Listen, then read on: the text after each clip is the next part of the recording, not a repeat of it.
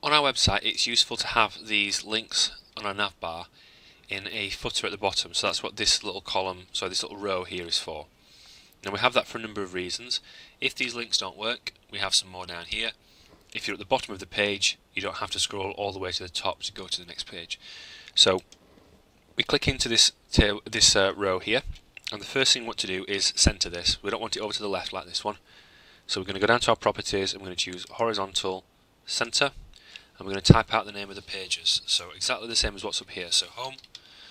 Now if I press space, I can only press space once.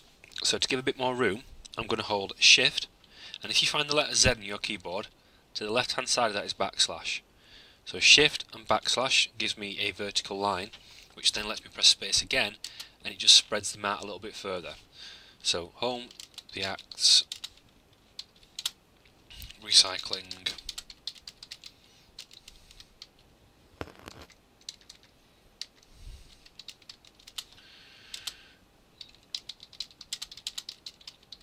so we've got something like that.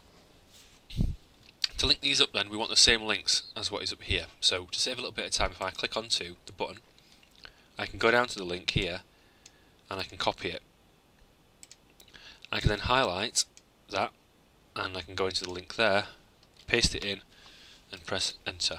And I can repeat that process until I've got all those linked up very quickly. So I highlight, I don't want to highlight these lines in the middle, paste that in,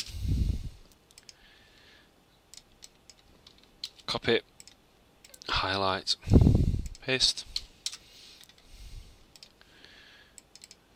copy, highlight, and paste. So I've got those links in there, so now that if I click onto those, that will take me to the same pages as these buttons would up here. Okay. So final thing to do before checking this is I need a title. So the title is going to be the name of my website, so EcoFest to begin with. I'm going to put a space, I'm going to put one of those lines again, and then I'm going to put the page that this is. So if this was one of our real pages, it would be home, the axe, recycling, etc. This is our template, so I'm going to call it template, and I'm going to press enter. If I then save this, I can then go to preview, so I'll click this little icon here and choose preview in iExplore, or I can use a shortcut which is F12. That will open that page up. I can check that my navbar is displaying properly. I can look at how my background looks and look at how my heading looks, and I can make sure that these links are at the bottom as well. The next part of the tutorial is going to show you how to put in a placeholder for your images before you then go on to make your other pages.